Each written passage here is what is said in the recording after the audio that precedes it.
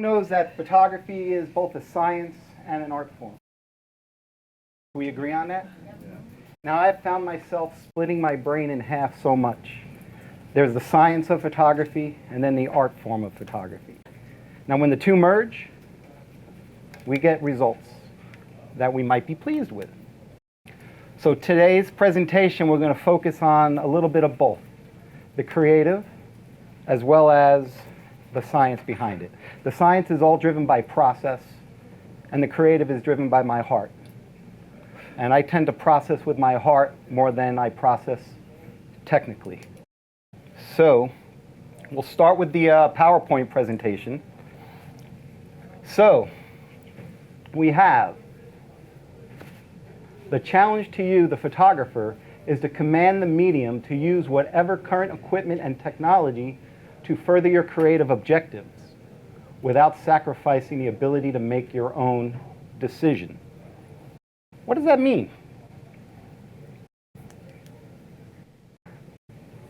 Sometimes we rely too much on technique and not much on making that decision that comes from the heart. What's the biggest mistake you can make is not trying. And especially with today's technology, we can always reset that picture back to the original and go back. And you'll see as we go through the presentation. Okay, I'm going to step in here because this is really for me. I said it already. Today we're going to discuss some of today's resources. We're going to talk about some definitions of technology and how they relate to workflow and classic black and white printing. Michael's then going to process an image from a DNG to completion. As I mentioned, we have he's going to do a process, and then we also have a slideshow of Michael's black and white collection from over the past 30 years we're going to share with you. It's also in an artist book we have up here that you're welcome to look at, and we also have some of Michael's fine art black and white expressive prints to share with you today.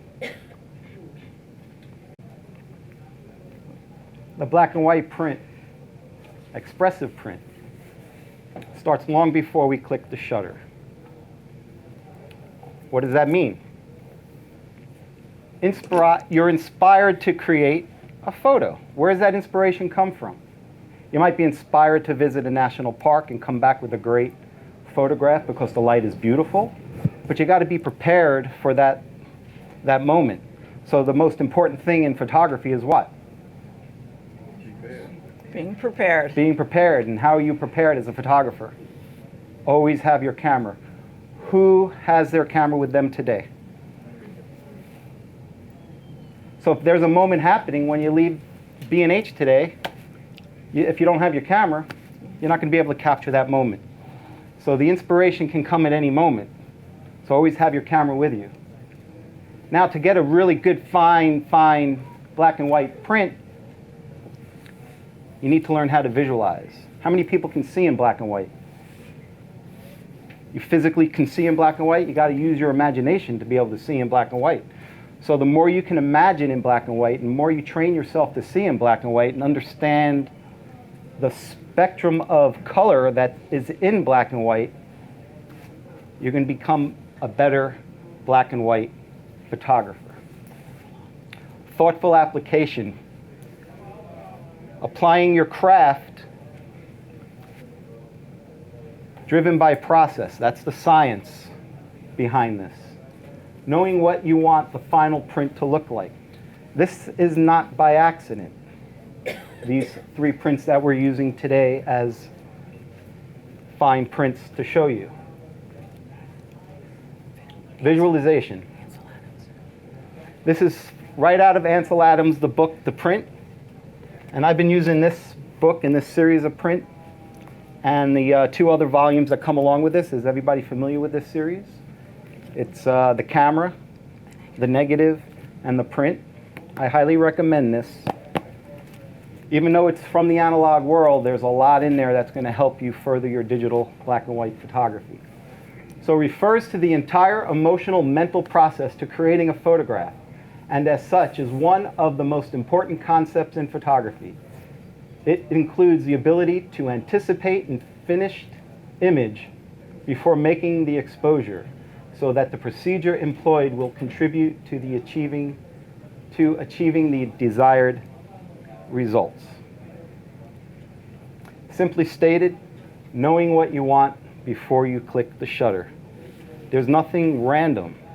You can click the shutter and get results, but that's kind of too random for me to kind of apply to process. I talked about the 3 books, the camera, the negative, and the print. Today we're going to focus mostly on the negative and the print, because I'm sure you're all skilled photographers and you know how to click the shutter. The camera, it's not about the camera. However, the camera, whether a smartphone, point and shoot, mirrorless, SLR, film, digital, is the second step in the process. What is the first? Visualization, exactly. The negative. The raw file. How many are photographing in the raw file these days? Who's photographing in a JPEG file? Who's photographing the JPEG when you convert it to black and white in camera to get a black and white as a JPEG right out of the camera? Anybody doing that? Who's photographing with both? That's kind of a photographic tip. I'll explain that in a little bit. But these are all raw file extensions that every camera that you probably have that's in this room has one of these extensions. What is a raw file? It's an image that's seen by the camera's sensor. That's pretty much it. Think of it like unprocessed film. Remember back in the day when we had film, you'd load it up in the camera, do your exposures, bring it back to the lab or bring it home or bring it to your own lab, and you'd have to process it into a negative. A raw file is an unprocessed file. It needs to be processed. Rather than letting the camera process the image for you and closing it into a JPEG file, a raw file allows you to process the image to your visualized print. Not yet processed, it needs to be developed and edited for the desired final print. Why use raw files? For the highest level of quality that your camera can create, records a greater range of light, ability to adjust white balance in post-production, more control over sharpness and noise reduction, more control of details of shadows and highlights, non-destructive editing, better prints due to finer gradation of tones, allows you to select your color space output choices, sRGB, Adobe RG, or even ProPhoto RGB. Photographing in RAW allows you to have more latitude and control when processing your image. Photo tip. Photograph in both JPEG and RAW file. Now, if you don't know how to do that, if you go into your camera settings and go through your menus, and it says File Quality, you can usually assign a JPEG and a RAW file. Now, when you assign the JPEG, you can adjust your white balance in camera. You can adjust your picture style in camera or film type, and you'll see a word maybe called monochrome or cyan type or sepia type or just good old-fashioned black and white. Set that JPEG file to that, and your RAW file is still recorded right from the sensor, but that same file is now sent to the camera's processor and processes into that JPEG that you assigned for it. So you get 2 for the price of 1 click. Now, I use that thumbnail or that JPEG file as a thumbnail to be able to recollect the contrast and tone of the photograph, either in the field or when I come back to do my post-processing with that RAW file. So I use that as my contact sheet or my thumbnail to review my photos, to see which ones are going to have the contrast that is going to be needed for the type of print that I want to make. Okay. What is workflow?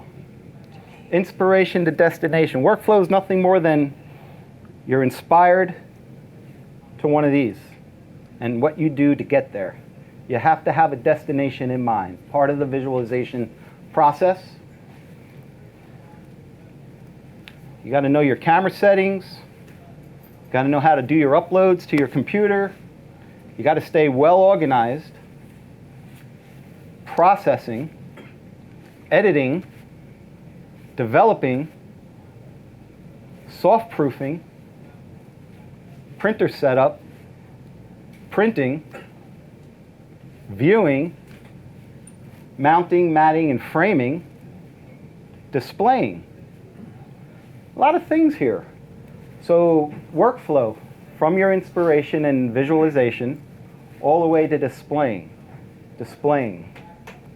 having your picture done, complete. It's not a photograph until it's in the frame, hanging on your wall with nice lights on it for you to share with the world. The importance of having the right equipment for processing, developing and editing, working that negative. Software. How many people are working with Adobe Photoshop? How many are working with Lightroom? Anybody working with anything else? Nick? On one. PPP. So basically some plugins that you use with Lightroom or Photoshop. So a lot of presets come with those. That's one-click processing. Monitor, printer, a display that you're working with, and calibration tools. How monitors and printers work. A monitor's surface is made up of glass or other transparent material, and depending on the type of produces color with phosphorus, LCD elements, or light-emitting technology. Basically, a monitor is emitting light to you.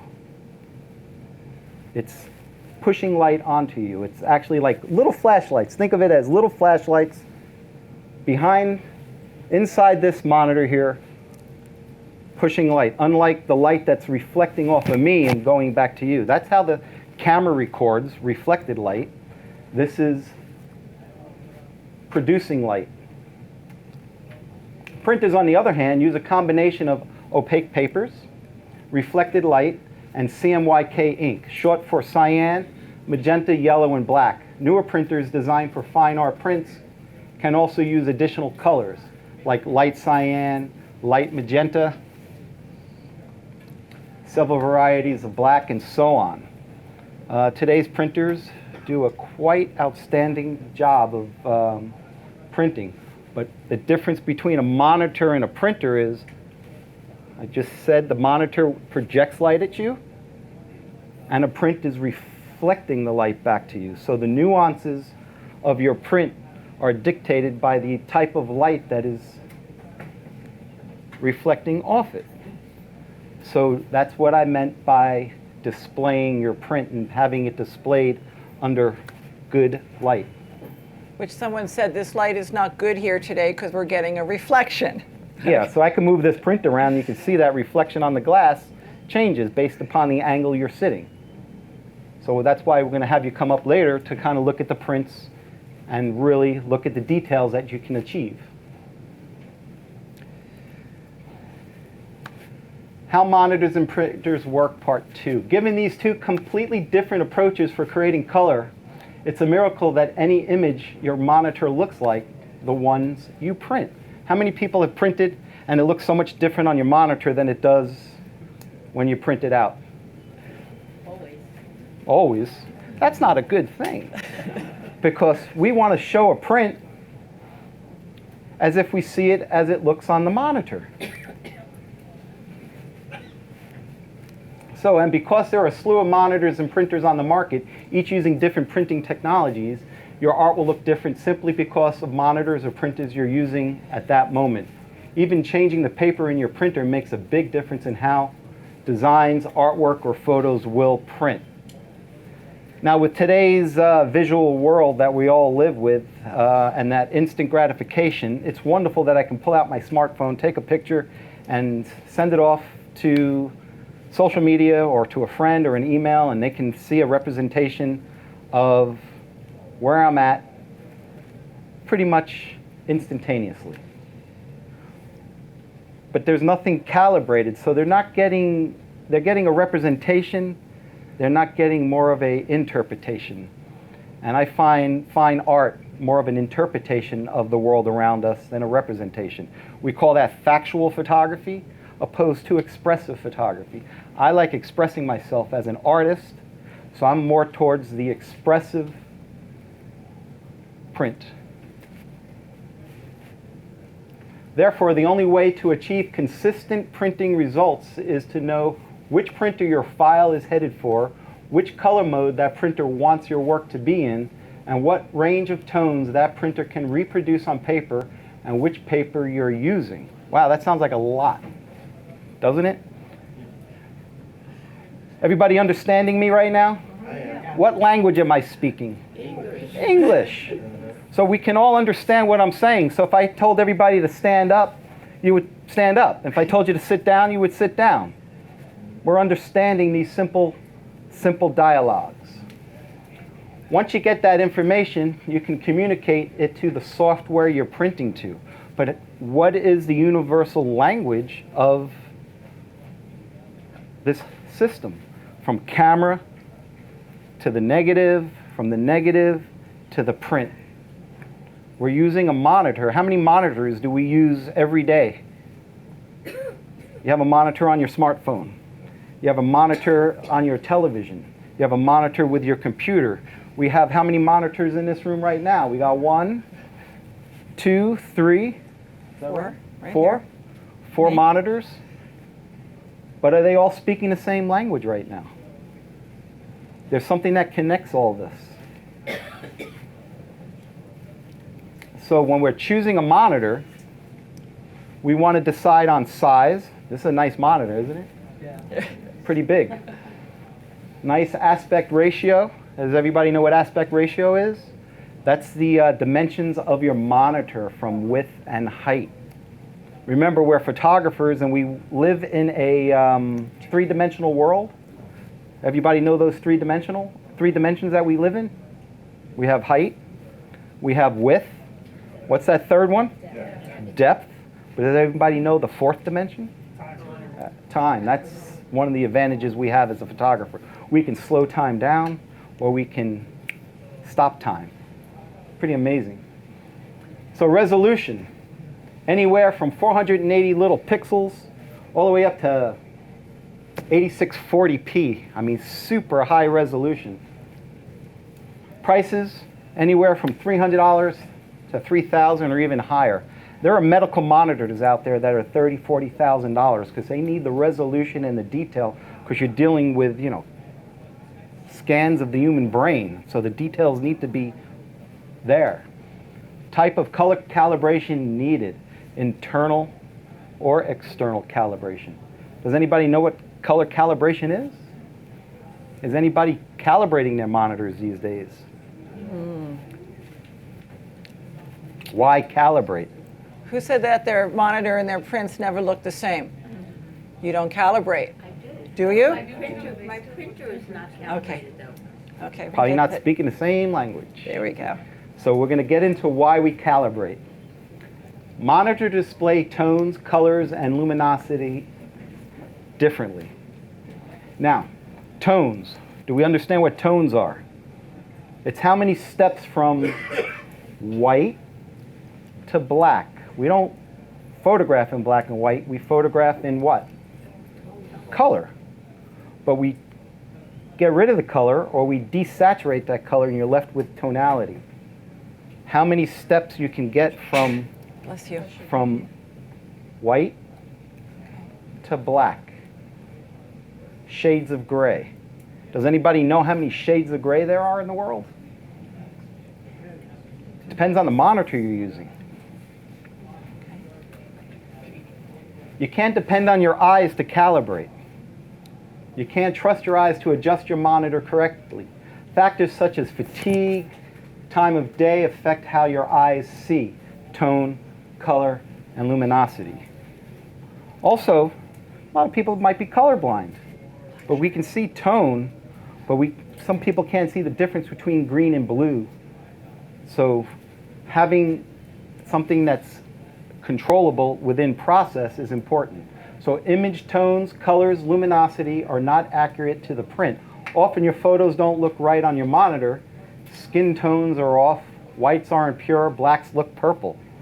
Anybody get a black and white print that has like a purple overcast to it? Unnecessary editing time. If your monitor isn't displaying accurate tones, colors, and luminosity, you'll be wasting unnecessary editing time. So let's process a picture, hit print on the printer, print out a print, and look at it, and I got to make an adjustment. Go back to the computer, make an adjustment, print out another one. Oh, now it's too dark. Print out a third one. Suddenly, you're 25 prints into a box of paper, and your ink's running low now because you're trying to adjust your monitor to the printer.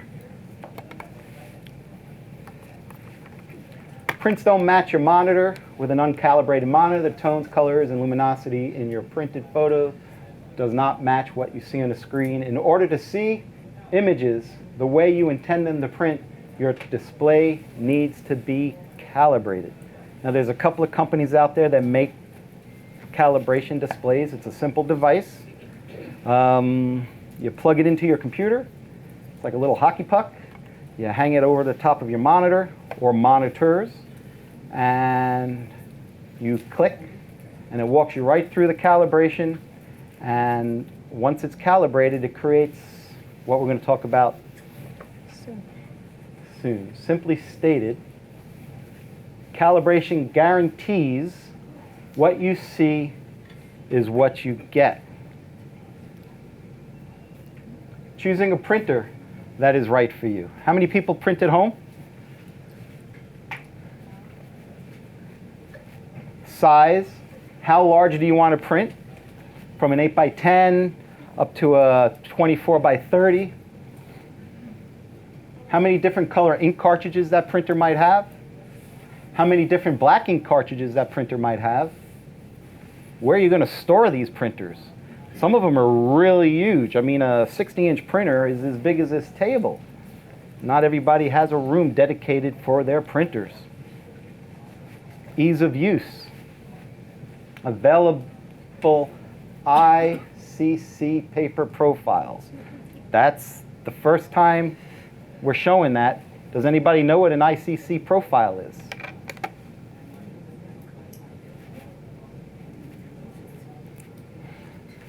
Price of printer and ink cartridges. How much you want to spend on ink and how much you want to spend on the printer. Bigger printer, bigger prints, more ink. Now, Ansel Adams, being the master printer that he was, inspired me to make black and white prints as perfect as he ever made. And the largest prints that he made were probably no larger than 24 by 36 inches. That's probably large. Most of his prints, 16 by 24s, 11 by 17s, 11 by 14s, 8 by 10 contact prints all day long. So, types of profiles: monitor, paper, and printer profiles. Communicating in the same language. So, the ICC profile is the key to this whole printing thing. So once you have your monitor calibrated, that calibrated monitor is now set to a standard.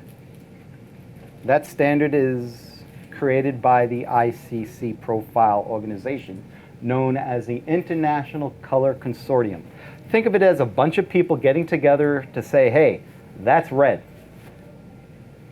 What color is my shirt? Black. Black. What color is Beverly's shirt or jacket? A little different in color though, right? How many different whites are in the room right now? I mean, we could look at the curtain hanging here, it looks white. But we can look at my pants. What color are they? Gray. Light gray. Beverly's shirt. How about the mat board here? White. But if we were viewing this under a warmer tone light, your eyes tend to adjust the color automatically.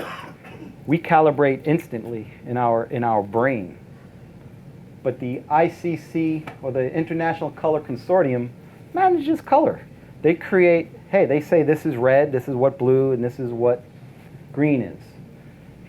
So once you get your calibration tool going, it measures those reds and adjusts them. It measures those greens and adjusts them, and it measures those blues and adjusts them.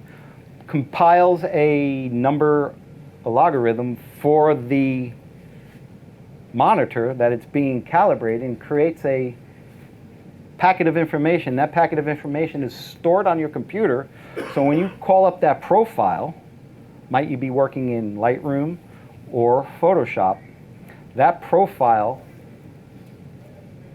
shifts the color to that standard. Now you're working in a standard profile.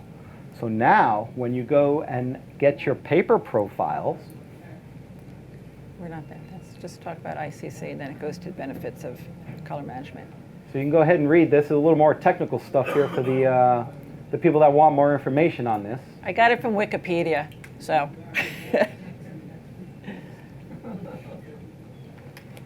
The benefits of color management for black and white printmaking using calibration tools.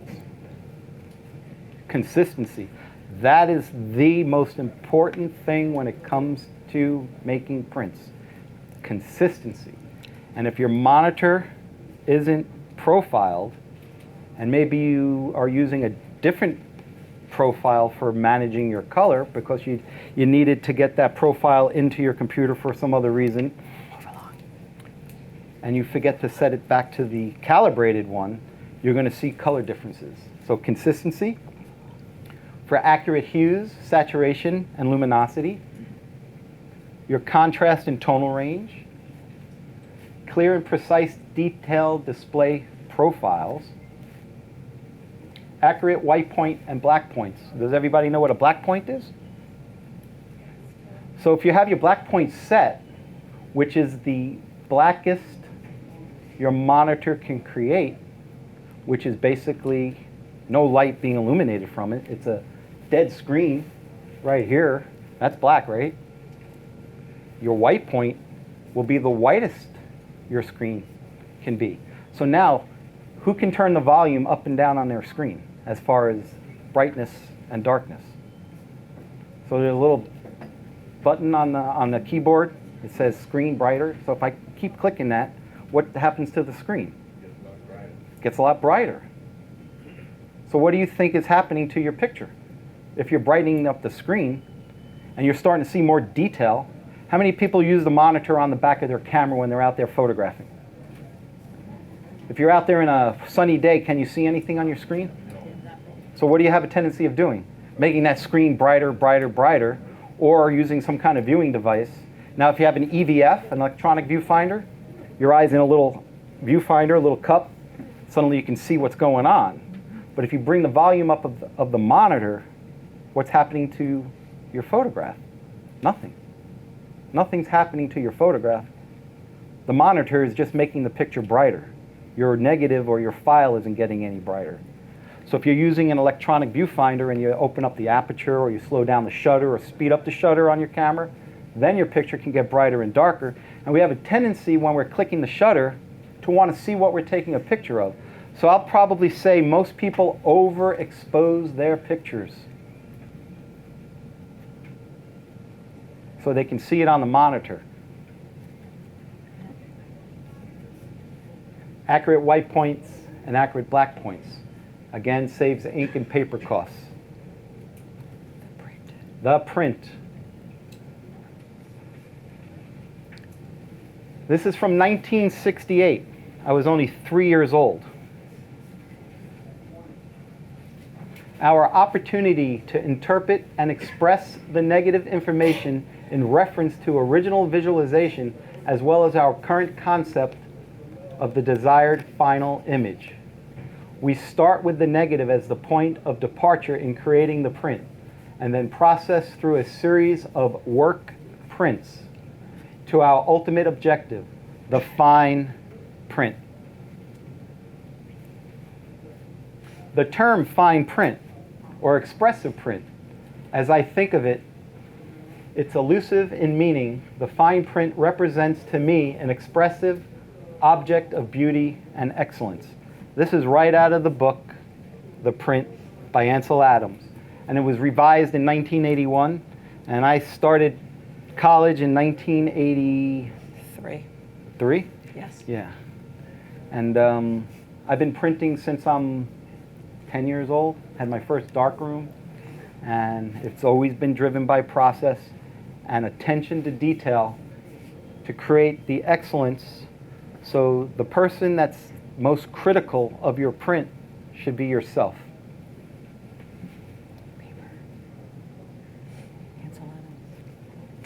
This is about the paper surfaces. Even back then, he had tough decisions on deciding what paper choices. So his choice of paper surface is dictated by the desire to achieve images of maximum clarity, brilliancy, with minimum suggestions of paper texture. There are so many different papers out there, and we'll show you a little bit after we're done with this PowerPoint. We'll talk a lot about the papers. Paper choices for the highest quality prints.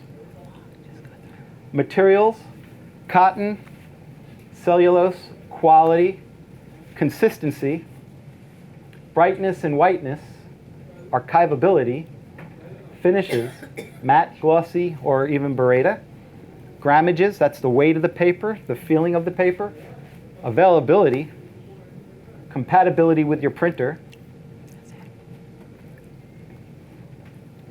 Are you ready to take your images from the immediate and fleeting digital world to create an enduring, expressive print? Now, you heard me say the archivability of your print. I think I want my prints to last, so there's a legacy to be given to the next generation of photographers, as I was inspired by Ansel Adams and his Snake River Overlook, or the Teton and the Snake, that he photographed in 1932 or 34. And there have been many prints made of this by Ansel Adams of this location, and they are all archived. Some are in the Library of Congress, some are in museums, some are in private collections. But he made sure that his prints would last, and I don't like to use this word, forever, because nothing lasts forever. But with today's technology, they do testing on papers, and they need to meet a certain standard, and certain standards, they say a print should last 200 to even 300 years if stored and framed and displayed properly. So it's not a photograph until it's printed. So this is the part now where I'm going to do a little demonstration with Lightroom. Now, I simplified the process. I'm going to try to go as slow as possible, but I'm going to get a cue probably from Beverly to kind of speed it up, because I can process a picture rather quickly, but if I do it quickly, then suddenly everybody's going to kind of get lost in what I'm doing. So I'm going to try to slow it down a little bit and see how that goes. Okay, so here's Lightroom. How many people are using Lightroom? I try to follow in the footsteps of Ansel Adams because I've been admiring his work since I'm 8, 9 years old, which came from an inspiration of my uncle, who worked for a photographic company called Ilford. And he actually had the ability to work with Ansel Adams a few times.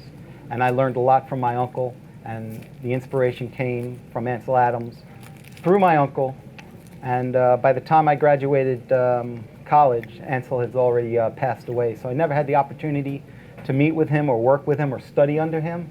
But through his readings, videos, and dialogue that I've gotten from my uncle, quite the inspiration came to me. And one of the things that I love photographing is national parks.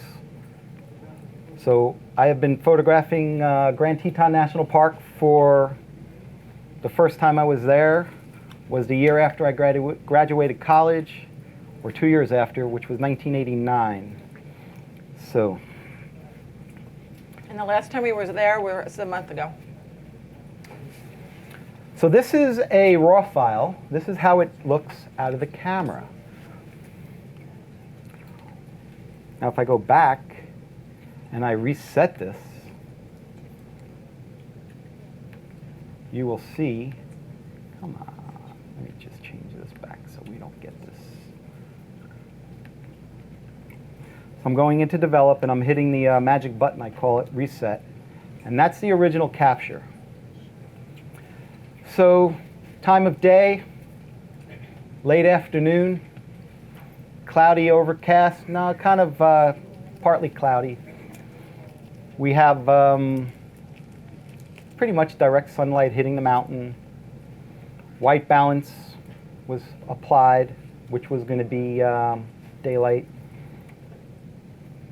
But I'm visualizing this in black and white. So the way I'm seeing this when I'm photographing is more like this, like the print here, not what you're seeing on the screen. So I'm setting my exposure just at a point where I know I'm going to lose the details in the highlights. I'm setting my exposure for the highlights, not the shadow areas. That's why this is looking a little overexposed to you right now. The details are there because I'm trusting my metering, which I metered on the clouds and the snow. So I'm applying my exposure for that zone in my exposure. Where everything else falls in that exposure, falls. I know I can do things in post-production to recover those lost details that you're not seeing. So by shooting in black and white, that JPEG is going to look like this, opposed to color. So the first thing I do when I get back for post-production is I get rid of the color. So I click on black and white, which is this bar right here, and that allows me to now work in black and white, the medium that I'm choosing to work in. The next thing I need to apply is my white balance. Now the white balance is going to shift the color. Even though we're seeing in black and white, I refer to this as color because there's still color in the picture. What colors are we seeing in here? What are the dominating colors that we're seeing? Green? Blue? Any other colors? How about yellows? Any reds or magentas? They're in there. Little magenta in the blues. What would you say the brightest thing in the photograph is right now? The river. The river. The reflecting the sun, the specular highlights. The darkest thing in the picture? The trees. The shadows in the trees in the foreground, the darker colors. How many different shades of green are we seeing? Right. So as soon as we convert from color to black and white, we're only seeing the tonation of color. We're not seeing color anymore. We're seeing tonation. How many different grays are we seeing right now? Quite a few. Quite a few. So if we break those grays down into zones, and those zones, in the world that we see, that we can really see a difference in tonation, it's really 11 or 12 different tones, going from black to white or white to black. So the whitest white, does anybody know the whitest white of a print? The paper you're printing on. It can't be brighter than that. Impossible. How do you make something brighter than the paper you're printing it on? And what's the darkest your print could be? Black. Absolute black. Zero. Nothing. So if we say there's 256 colors in the spectrum on a computer, which is what they call an 8-bit file, which is what a JPEG file is. There's 256 tones of gray from 0 to black in a JPEG file. If we go to a RAW file, most cameras have 12-bit files. We're probably looking at 14,000 steps of gray for a 12-bit file. Is anybody photographing with a 14-bit file? We're probably talking 64,000 shades of gray.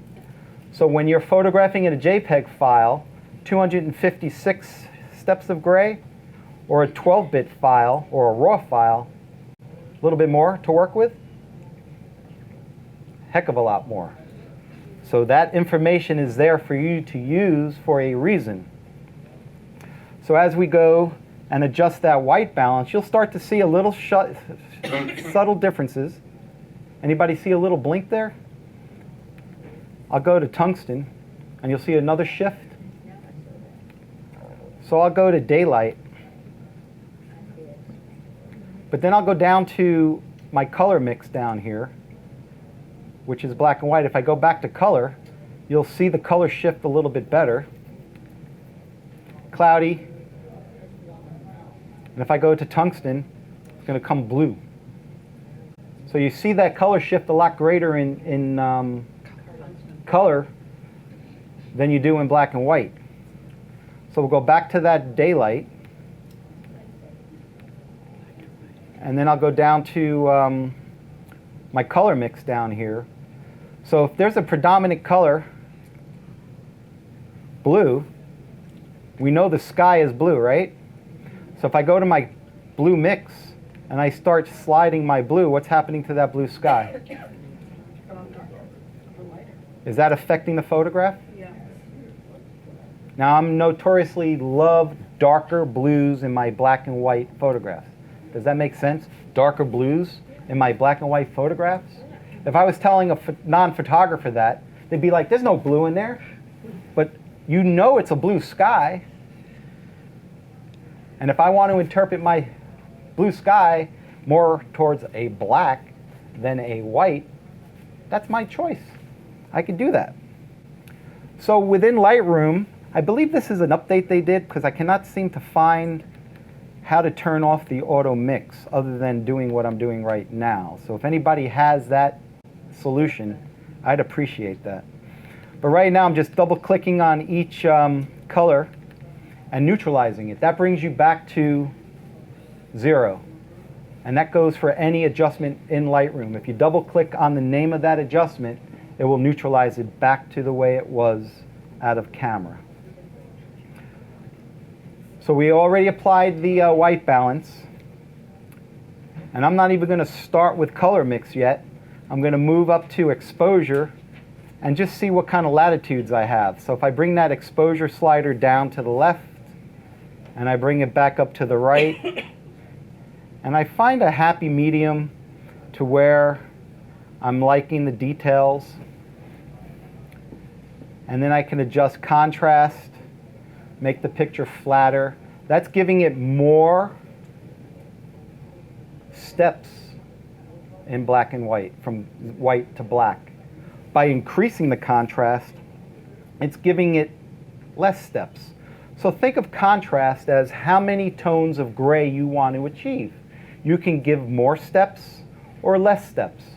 So what's the most contrasty black and white photograph you can make? 2 steps. 2 steps. Actually 1 step. Black ink on white paper. Newspaper. That's pretty much it. So that's the most contrast you can create.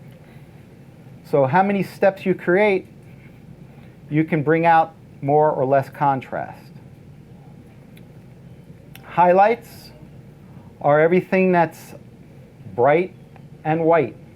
Usually from zone 1, 2, 3, 4. Then you have middle gray, 5, all the way up to your blackest black, depending on which way you think. But just think as 0 being black and 12 being white, or think of 0 being white and 12 being black. Depends on how you think. Because in the days of negatives, you had to think in reverse. So when I talk photography now, I have to think of it being in a positive world. So white being the brightest,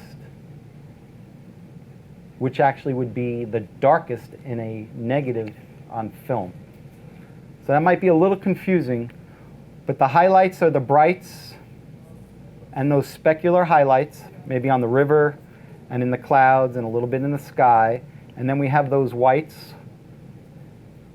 And then you have your middle tones, your shadows, and your blacks. And remember, there's no set adjustment for any given picture. It's the adjustment that you make when it looks right, it feels right, it'll print right. As long as like we talked about earlier, if your monitor's calibrated and you're using right paper profiles, you'll get consistent results. Then you have clarity, which kind of brings out a little bit more detail. But there's a new slider that was added to Lightroom not too long ago, and it's the dehazing effect. And that one is wonderful. You can actually bring that slider to the right, and it builds some more contrast for you, or it flattens out the picture for you. So we just came back from a trip from out west, and there was a lot of smoke. Makes for great dramatic looking photographs, but for a person who might be taking a trip of a lifetime and there was like a haze or a smoke, anybody been out? We're all from New York, aren't we? A hot summer day, hazy hot summer day. You got that haze, you can't even see the skyline from New Jersey, it's so hazy. But you can take a photograph, bring it into Lightroom, a raw file, and bring that haze slider to the right and get rid of that haze. It's quite an amazing slider. So as a combination of all these sliders that I'm showing you, I go ahead and start using these primarily to set my photo. There's one more down here that most people don't use, is camera calibration. Remember we talked about those blue skies and those greens? If I start sliding that, that's another way to get some more details out of those areas. So you got your red, your green, and your blues. So I'll neutralize all these, and you can kind of pay attention as I go through the steps right now. So we went to daylight. I adjusted my exposure. I'm going to bring some of the highlights down, some of the shadows up a little bit, some of the whites down, some of the blacks just a pinch up. I'll bring the clarity up. Now I'm doing what we call global adjustments, so it's kind of affecting the entire photograph at this point. And then I'll bring down that blue slider because we know that's going to make my skies nice and dark. If I adjust that yellow slider, it's going to change those yellows and make them pop a little bit more. Maybe a little bit of oranges in there. You can see a little bit of the adjustment being made down in the grasses. If I change some of the aqua, that's not really affecting anything in the picture.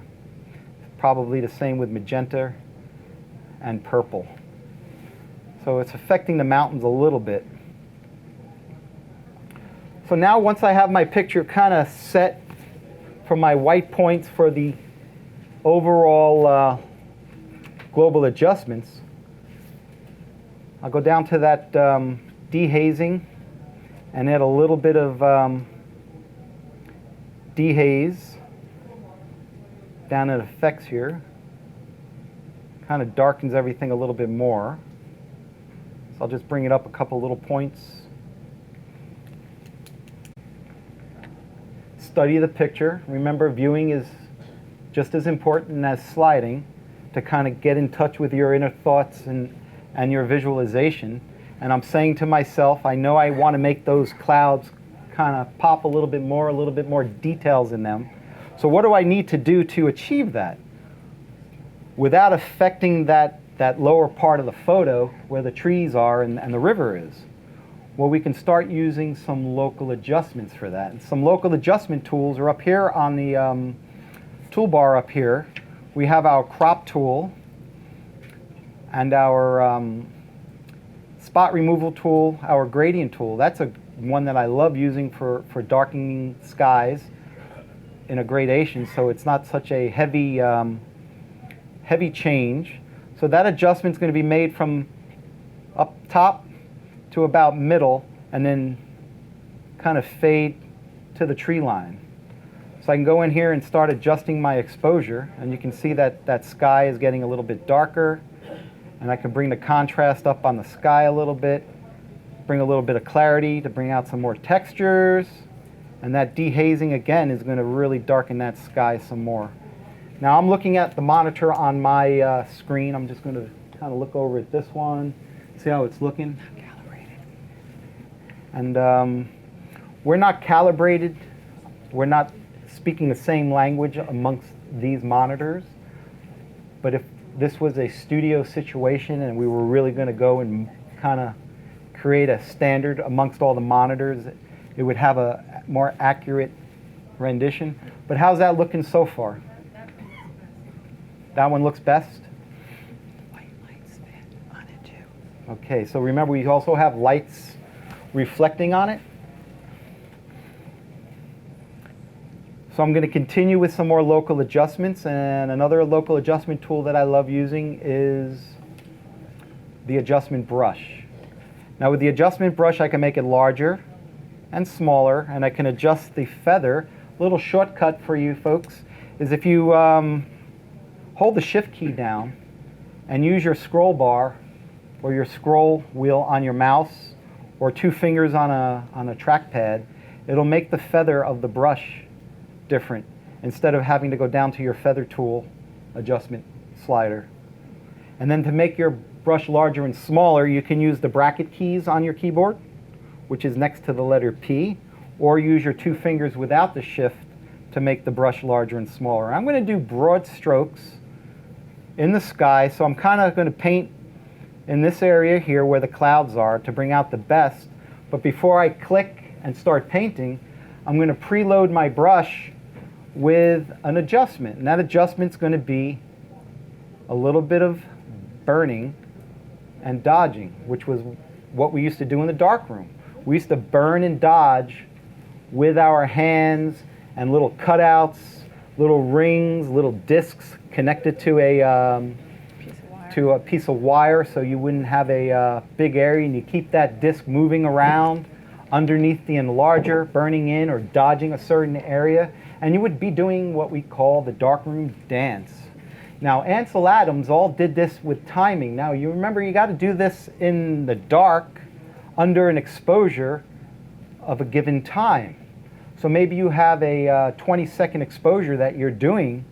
So how do you would have a metronome or a clock ticking in your darkroom, because if you leave the lights on too long when you're burning or dodging that area, you're going to make an overexposed part of the picture.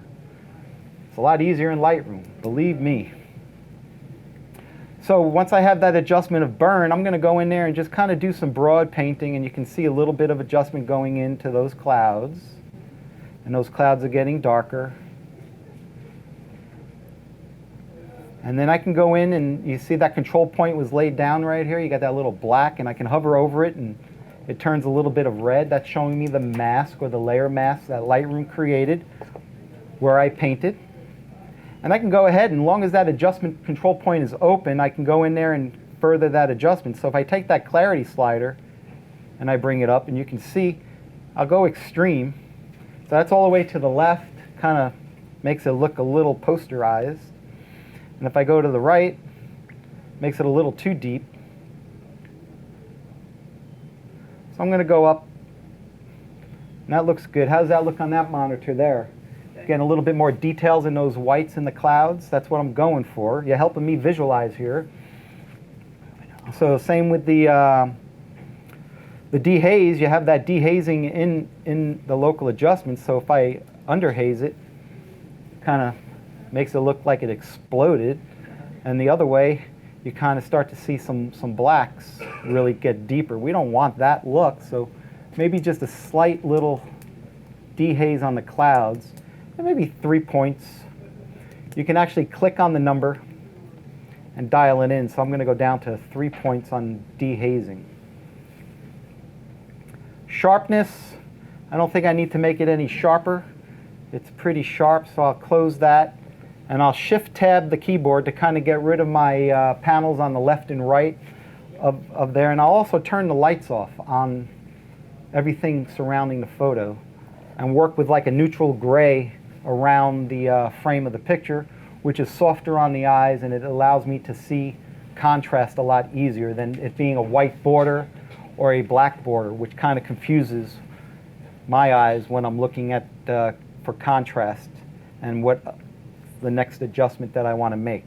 So my skies are looking pretty good. I kind of want to start burning and dodging so I can get a little bit more depth in my layers.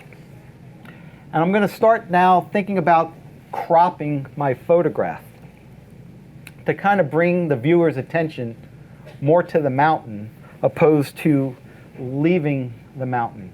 So if you kind of look at the final print here, you can see it's a different crop. So I'm going to kind of see how well I can crop this without looking at it, because I have it kind of in my mind. So I'm going to turn the lights back on and open up my panels here, and I'm going to close my left panel so I have a little bit more working space, and I'm going to close the bottom panel here. And I'm going to open up my crop tool. I'm going to keep the aspect ratio the same. And does anybody know what the aspect ratio is right now? What's out of an SLR camera? 3:2. It's also known as a 4:6 or 6:4, also known as an 8:12 or 11:17 or 16:24. We can keep going. It's the same shape, just a bigger version of itself. So I'm going to make sure my crop is set to 4:6 or 2:3, and I'm going to bring in my crop to kind of accentuate the sky and the mountains and get that river flowing more into an area that's a little bit more pleasing to the eye. And I'm looking at the river here where my eye is going to lead me into the photograph. And I call the foreground the first layer that we see. And the direction that I want the viewer to kind of take their eye when they're viewing the photo is up the river and kind of make the curve of the bend, which brings you into the mountain range, and then the clouds, and then kind of circles you back down to the tree line here. And it should keep your eyes continuously moving in this counterclockwise way. An active visual stimulant is the way we view a photograph. And that is going to be enhanced or optimized for viewing pleasure by burning and dodging certain points in this photograph. So is that pretty close to the crop? Or is it a little tighter? A little tighter? So we come in a little bit tighter, right about there? No, closer to the river. Down? Right about there?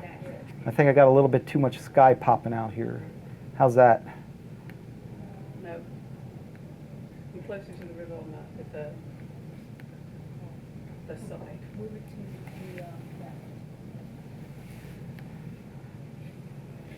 Yeah.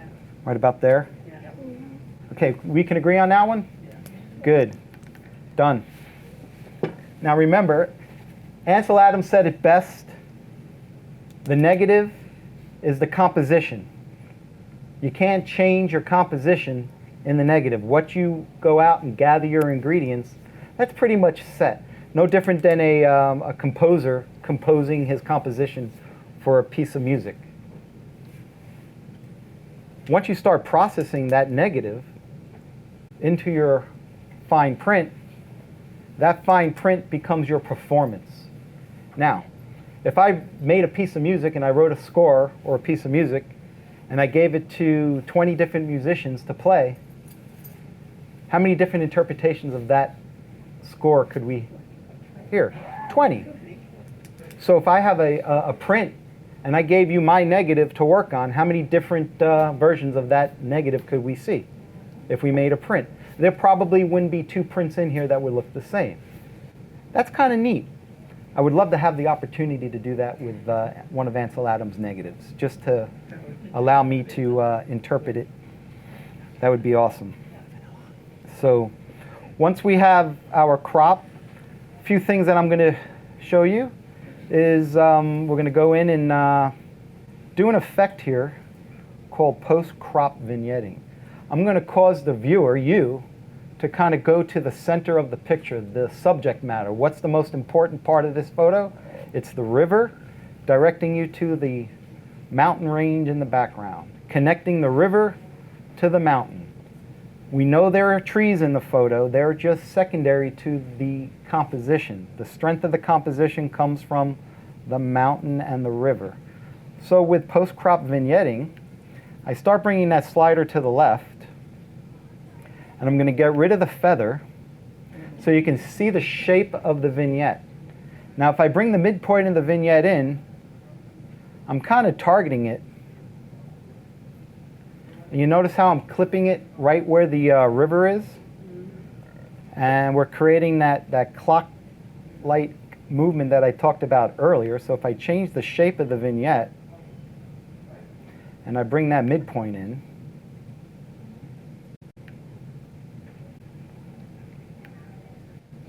to be a little more inclusive of the river,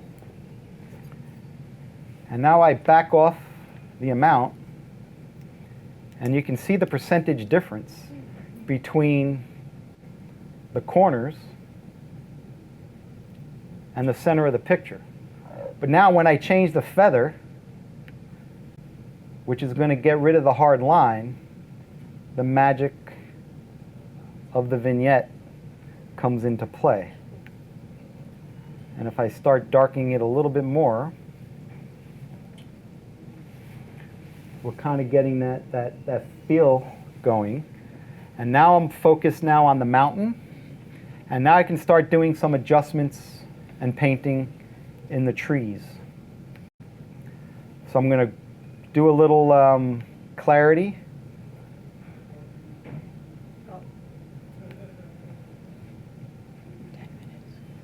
And start making some adjustments in here. And then I'm going to take that dehaze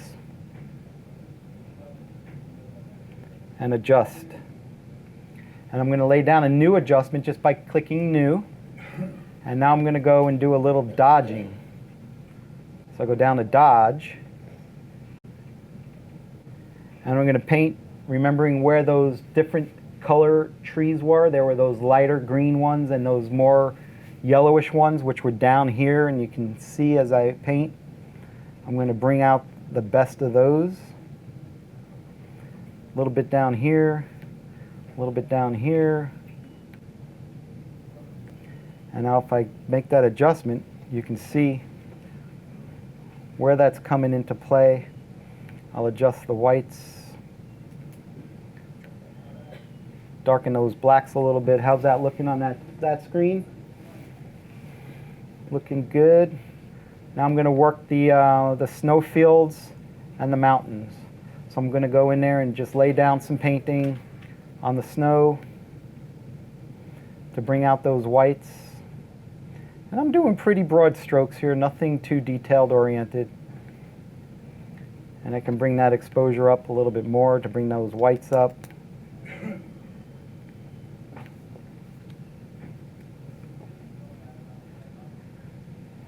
And adjust that contrast.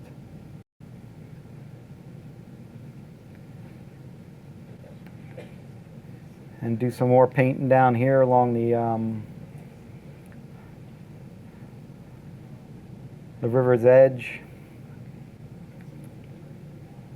And adjust that contrast there. Dehaze it a little.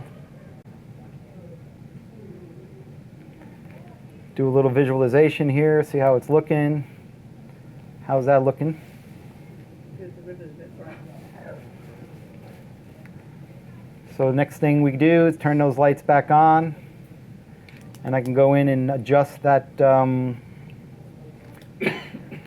specular highlights on the river. So I'll do another adjustment and do a little painting here. And I'll adjust the contrast there. And the highlights, bring them down a little bit.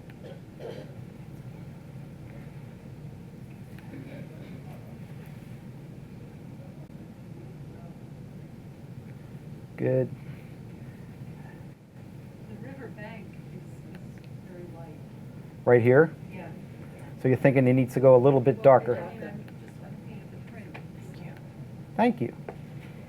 So if I paint there, I'll add a little layer and I'll add a little contrast to that. That should darken it up a little bit.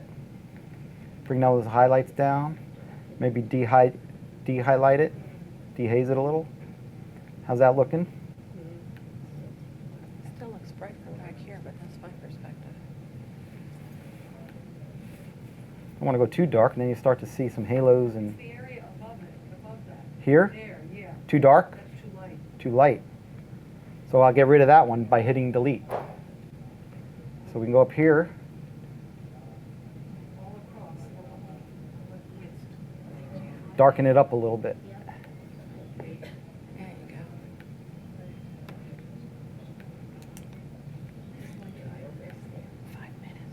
go. Okay, so how's that looking? So I close that. Now, there's a slight tint to this. Doesn't look black and white, does it? Okay. Nope. So we do something in the analog world. We used to selenium tone a print, or sepia tone a print, or you heard of a cyan type print or a platinum print. So like the Raven. Deborah asked me earlier, is that a platinum print? I'm like, no, that's a digital print from an inkjet printer. And I toned it and worked it as if it was going to be a platinum print. Now I like warm tones. There's a psychology behind why people like warm tones, and that's a whole nother workshop that we could talk about, the psychology of color. But anyway, to add that tone or tint to your picture, I'm first going to set my tone point here, or my contrast point, to kind of see how that contrast is going to work out as a medium contrast kind of print. And then I'm going to go down to split toning. And split toning is an effect that you apply. And there's two types of tones you apply to a split tone. One is for the highlights, and one is for the shadows. Now the highlights are all the whites and lights that are in the picture. That's including the sky and the clouds and the snowfields. And then you have the shadow areas, which are the darker colors, and the blacks and the greens and the darker colors in the trees. So I'll start with the highlights, and I'll give a click on the little square here. And there are presets. And I'll go and set the preset of yellow. And you can see the picture goes into that nice golden color, but there's a little bit too much. And I know through experience and trial and error and through experimentation that somewhere between 3 and 10% saturation of that sepia golden color is going to give me the effect that I'm looking for, that you're seeing here. And the same thing goes for the shadows. So if I go to the shadows and I desaturate it from the 64% of the preset and bring it down to that 5-6% range, it's looking pretty close to that final print.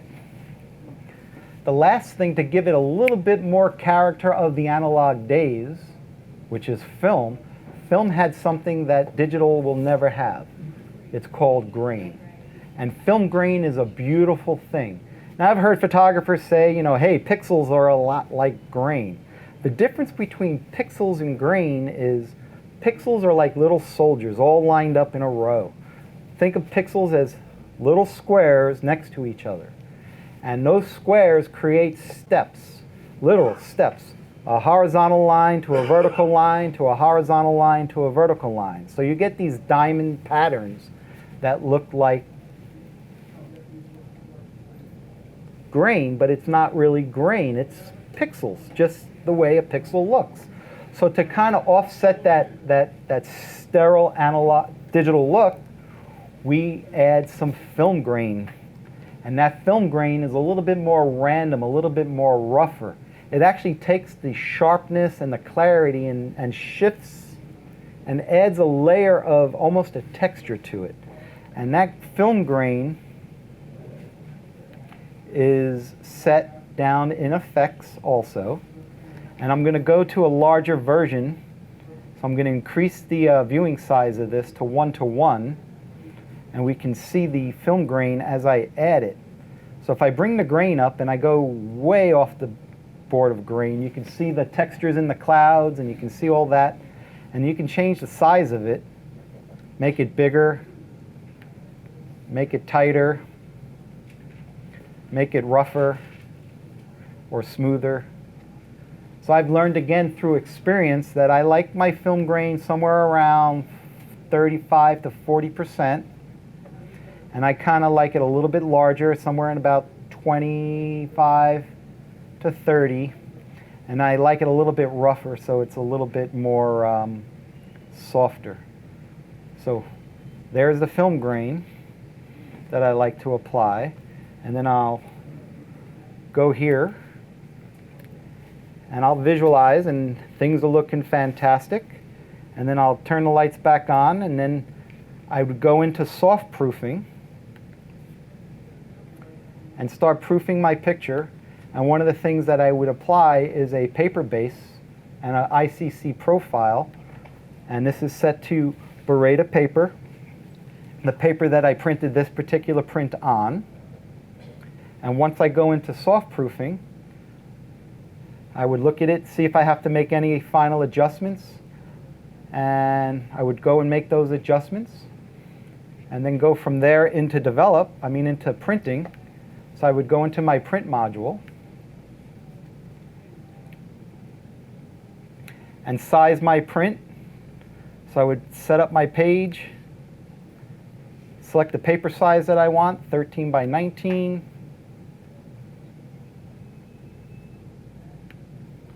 And set up my, my borders, 12, 17. And I like to add a little bit of a black edge to my picture, just a little bit of a stroke border, so when the matte lays over the top, you don't get the white paper base peeking through. It kind of camouflages it a little bit. So I'll add a little bit of a black pin line around it. And then I set up my print sharpening to standard. It's a glossy medium. I do a 16-bit output, and I'm not going to let the printer manage my color. I'm going to let the Photo Rag Beretta manage the color, which is the ICC profile. And I would get that ICC profile from Hahnemühle on their website, bring it into my computer, set it up in the library, and now the next thing I would do is go to my printer, set up my layout. Color matching is set to sync. Go to printer settings, fine art, glossy paper, super photo, and I would hit print, and Lightroom would send that to my printer, and out comes a print. And the first print I make is called my working artist proof. And I put that under light that it's going to be viewed under. And I view it under those conditions because that's the light that the final print or the fine print is going to be shown under. This is a body of work that's been probably produced over 25 years.